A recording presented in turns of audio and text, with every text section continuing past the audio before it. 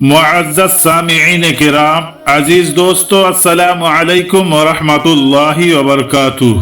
दोस्तों, आज की वीडियो में हम हजरत मूसा अलैहिस्सलाम और कसाई का वाक़या बयान करेंगे। लिहाजा आप तमामी हजरात से गुजारिश है कि वीडियो को आखिर तक जरूर देखिएगा। तो चलिए दोस्तों, वीडियो को शुरू करते हैं।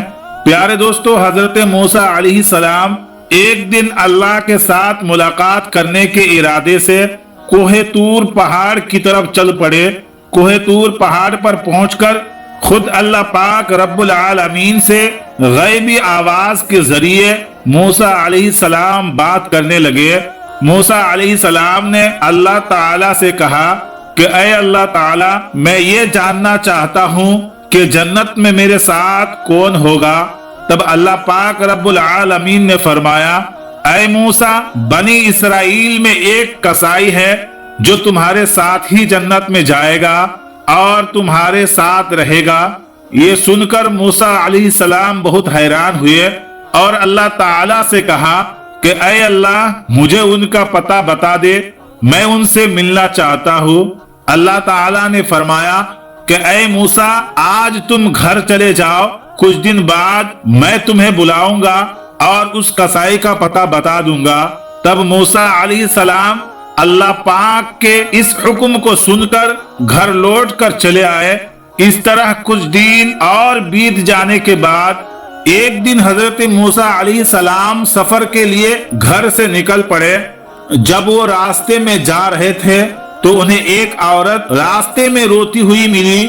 वो औरत मूसा अलैहिस्सलाम को देखकर उनके पास आई और कहने लगी कि ऐ अल्लाह के नबी, क्या आप तूर पहाड़ पर अल्लाह से बात करने जा रहे हैं? अगर आप तूर पहाड़ पर अल्लाह से बात करने जा रहे हैं तो बराए मेहरबानी मेरे बारे में अल्लाह से जरूर पूछिएगा।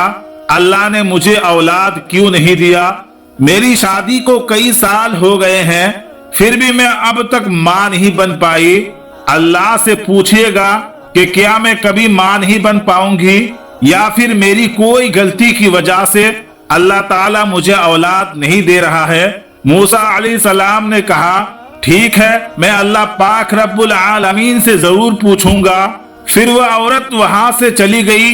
अब मूसा अलैहिस्सलाम औरत का सवाल सुनकर थोड़ा चौंक गए, इसलिए उन्होंने किसी और जगह जाने का इरादा नहीं किया। अब वो अल्लाह पाक रब्बुल आलमीन से बात करने के लिए तूर पहाड़ की तरफ रवाना हो गए। तूर पहाड़ पर जाकर हजरत मूसा अलैहिस्सलाम ने अल्लाह ताला से पूछा, ए अल्लाह, मैं रास्ते में एक औरत को रोती हुई देखा। उसने मुझसे पूछा कि मेरी शादी को कई साल हो गए हैं, फिर भी मुझे औलाद क्यों नहीं मिली। तब अल्लाह पाक रब्बुल आलमीन ने गैब से आवाज में कहा कि ऐ मूसा, तुम उसे बता दो कि उस औरत की किस्मत में कोई औलाद नहीं है, इसीलिए वो इतने सालों बाद भी मां नहीं बन सकी। बेटा या बेटी अल्लाह ताला की तरफ से ही दी जाती है और जो अल्लाह ताला देता है वही मिलता है। ये सुनकर हजरत मूसा अलैहिस्सलाम घर की तरफ लौटने लगे और घर जाते वक्त उन्हें उस औरत का ख्याल आया और इसलिए उन्होंने सीधे घर ना जाकर उस औरत के घर जाने का फैसला किया। उस औरत ने जैसे ही हजरत मूसा अलैहिस्सलाम को आते देखा और वो चौंक गई। फिर उसने कहा कि ऐ अल्लाह के नबी, क्या आप अल्लाह ताला से मेरा सवाल पूछ कर आए हैं? औरत की बात सुनकर हजरत मूसा अलैहिस्सलाम ने कहा कि अल्लाह ताला ने फरमाया है कि तुम्हारी किस्मत में कोई औलाद नहीं दी गई है, इसीलिए तुम कभी मां नहीं बन सकोगी। यह सुनकर औरत की आंखों में आंसू भर आए और वह जोर जोर से रोने लगी। फिर हजरत मूसा अलैहिस्सलाम वहां से चले गए। कुछ दिन बाद एक अल्लाह का बुजुर्ग फकीर उस औरत के घर आया और बोला कि क्या घर में कोई है? मैं एक बुजुर्ग फकीर हूँ और कई दिनों से कुछ नहीं खाया हो, मुझे बहुत भूख लगी है। अल्लाह के नाम पर मुझे कुछ खाने के लिए दे दो, अल्लाह पाक आपकी नीयत पूरी करेगा। औरत ने फकीर की बात सुनी और उसे घर में आने दिया। फिर उसे 4 रोटियां खाने के लिए दी।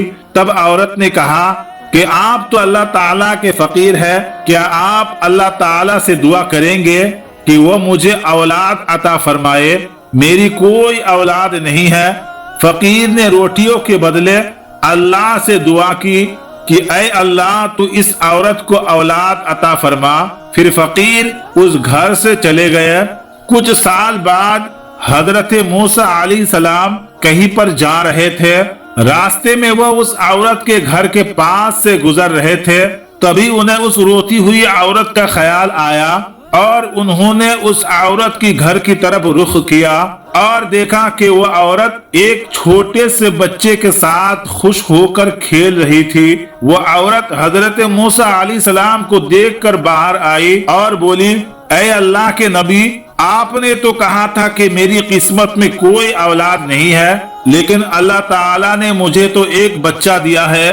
یہ سن کر حضرت موسیٰ علیہ السلام حیران ہو گئے اور اس کی وجہ جاننے کے لیے وہ طور پہاڑ کی طرف روانہ ہو گئے۔ طور پہاڑ جا کر انہوں نے اللہ تعالیٰ سے پوچھا کہ اللہ، تو نے تو کہا تھا کہ اس عورت کی قسمت میں کوئی اولاد نہیں ہے، لیکن آج میں نے دیکھا ہے کہ وہ خوشی سے بچے کے ساتھ کھیل رہی تھی، اس کی وجہ کیا ہے؟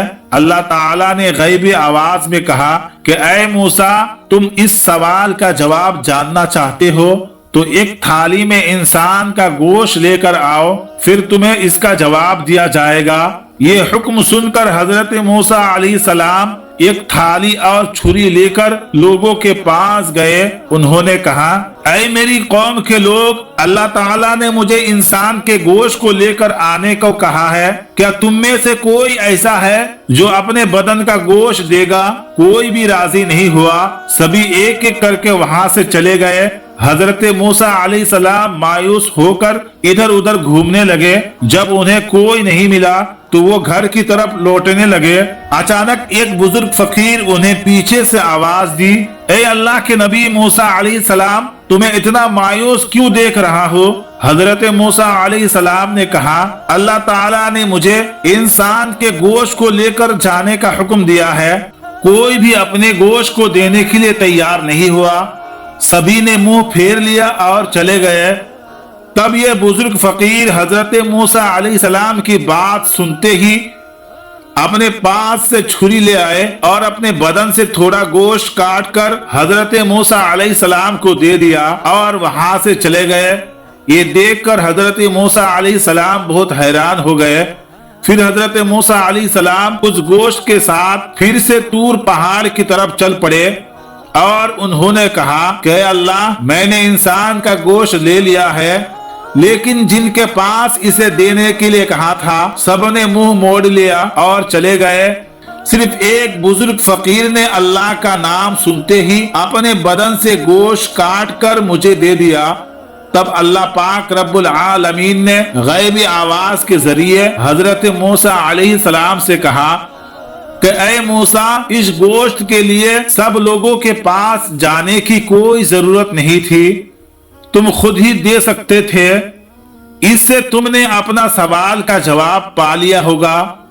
وہ بزرگ فقیر جیسے ہی اللہ کا نام سنتا ہے اپنے بدن کا گوشت کاٹ کر اللہ کے نام کو دے دیتا ہے۔ اسی فقیر کی دعا کی وجہ سے میں نے اس عورت کو اولاد عطا کیا۔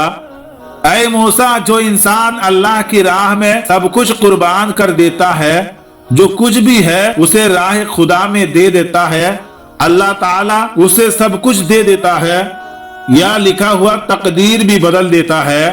اس بات کو سننے کے بعد حضرت موسیٰ علیہ السلام اللہ پاک رب العالمین کے حکم سے گھر لوٹ آئے۔